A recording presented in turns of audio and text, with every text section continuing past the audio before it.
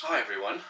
I know many of you haven't followed my journey all the way from the Netherlands, my journey of trying to get to Tokyo overland. And many of you haven't known me for quite as long. I met so many people on the way. So I thought it would be nice to make a little video where I look back at my journey. It started 2.5 years ago after a dinner with my family in the city of Nijmegen, where I used to live. I got on a night bus, late evening bus, to Germany, and 2.5 years later, I haven't been back since.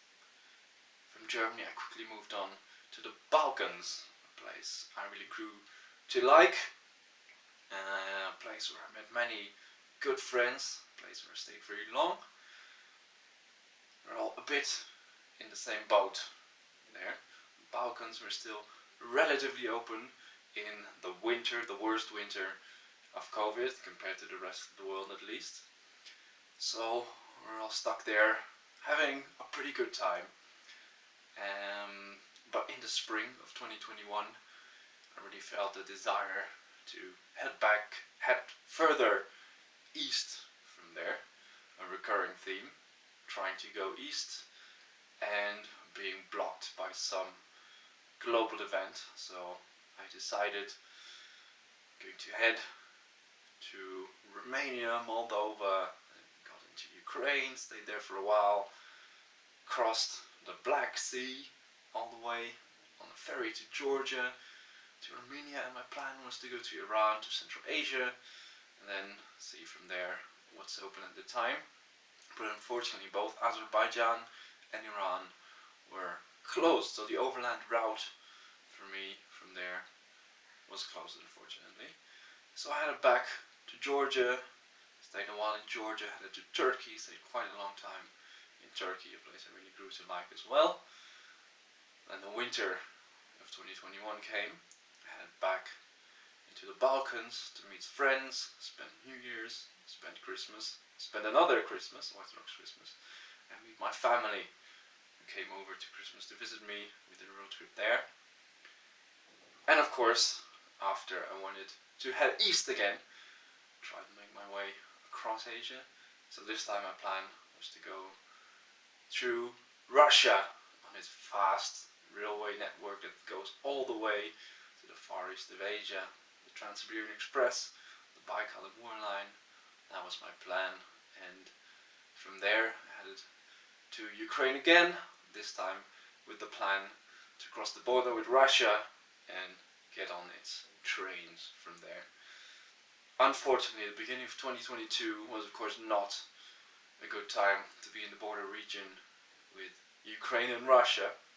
So when the war started, when Russia invaded Ukraine, I headed to Slovakia because I'm always living out of a backpack. I was able to get out really fast on the second day of the war, whereas most people needed a bit more time to prepare, so it wasn't quite as busy yet.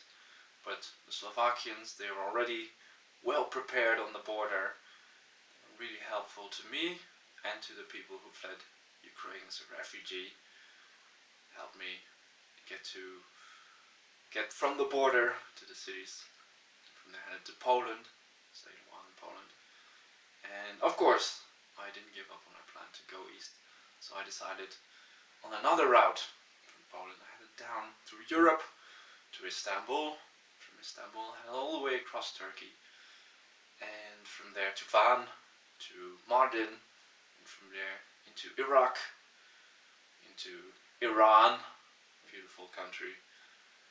Crossed a crazy border crossing from Iran into Pakistan, definitely the most memorable border crossing of my life. From Pakistan, came to India, traveled around India for about 10, maybe 11 weeks.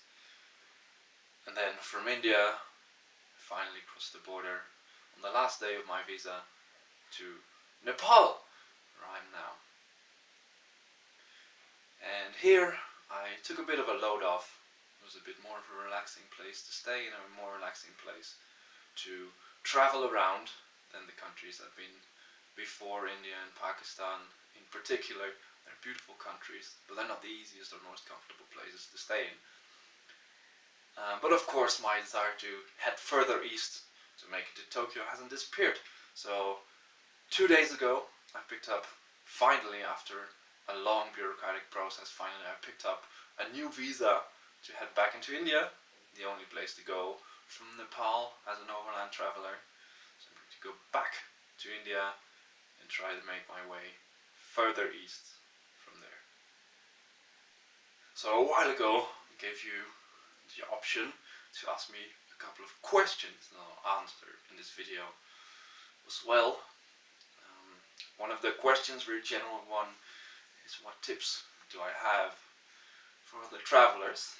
Well, one thing I would always say, if you're like away for a long time, like me, don't make too much of a plan. You are going to encounter things in your life, things in the world are going to be happening. I mean, I've described a couple of events that really influenced my journey, and the options I had, places to go. You're going to fall in love with places, you're going to hate places, you're going to fall in love with people. So have a direction maybe, but don't have an itinerary. Another question, what place would I like to visit again? Well, there are many places that I'm thinking of going back to after I'm reaching Tokyo. I've got places that I have never been and I still want to go to, like Central Asia for example. A place I would like to go back to is definitely Turkey, perhaps Georgia. And I would love to go to Iran or to Russia again, but only if they manage to get another government, because at the moment those places are just not nice places to be. Some people asked, how do I finance my travels? Well, I work on the side. I work online for a company in the Netherlands, which is a very good arrangement for me because they allow me to work fully remotely and never go to the office, so I'm free to travel 365 days per year, which is a perfect arrangement for me. Someone else asked, how do I keep balance between working and traveling? Well, my job is a part-time job and I have 3 office days, and on those days I'm working, I'm busy, and on the other days I'm not working and I'm free to explore places, to relax and to do whatever I want pretty much. Plus, of course, it's a job, and in Europe jobs have plenty of holidays, so whenever I feel like taking a longer trip, a longer adventure without being interrupted by work, I can take a holiday. Someone also asked me, how do I prevent getting desensitized from all the experiences, all the places that I see? And unfortunately I don't think there's a way around that. Once you spend some time in India, you're not going to get excited about the so manyth temple. In Iran, you're not going to get excited about the so manyth mosque, the so manyth fort. I think it's unavoidable, but I also think if you stop traveling for a while or you go to a new area of the world, you get your sense of wonder back. And of course it never really completely disappears. Just lessens a bit. Someone else asked me, how's your health? Generally my health has been quite alright. Unfortunately in countries like Pakistan, India and here too, it's rather easy as a Westerner to get food poisoning. So I have had a few bouts of food poisoning and food related illness. Not the worst, nothing very serious, but unfortunately it does happen around here, and it has happened quite a few times to me. I think if I've counted correctly, it happened 4 times in the last half a year. Not terrible, but not great either. Another question, what are my favorite travel clothes? I do like to just wear regular clothes anywhere I go on any kind of adventure.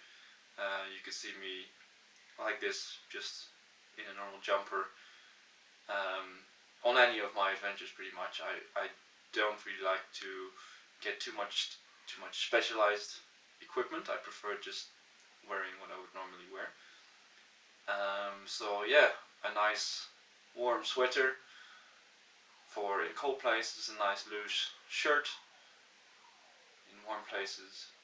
Nothing special, but I do have these boots with me, and they have some very sentimental value. I think I got them in 2007, perhaps, and I've worn them a lot. And right now they're not really in wearable state anymore. They've been absolutely everywhere, including in Chernobyl, so I should probably wash my hands after I'm done touching these. But yeah, they're not really wearable anymore, but they have a bit too much sentimental value to just throw them away without any ceremony. So I'm kind of trying to find a way to get rid of them in a meaningful way. Perhaps in Varanasi, or when I get to Tokyo I get rid of them some way and replace them. But yeah, those are probably my favorite traveling shoes. Unfortunately I can't really wear them anymore because they're just too worn out, too broken. And the last question was, how do I prepare when I'm going to a new place? Generally I don't do much in the way of research, except for research about the paperwork. So you don't get rejected at the border. That's the main thing. When I'm across the border, I just figure it out as I go along. And in some places it's vital to do some research on the security situation as well, such as in the Iran-Pakistan border area is a rather dangerous area. And up ahead, if I do end up going through Myanmar, it will be the same situation. So if that is necessary, in most places I would say it's not very necessary, then I do some extra research in that area, but generally it's just the paperwork situation. The only thing that can really stop you from crossing a border is generally having invalid paperwork. So that's the one thing I research ahead of time. I hope you enjoyed my introduction and my retrospection of my trip so far and all the adventures I described. I've got videos of on my channel. If you're interested, you can go and check those out. Hope you have a nice day, and I hope to see you later on in my journey.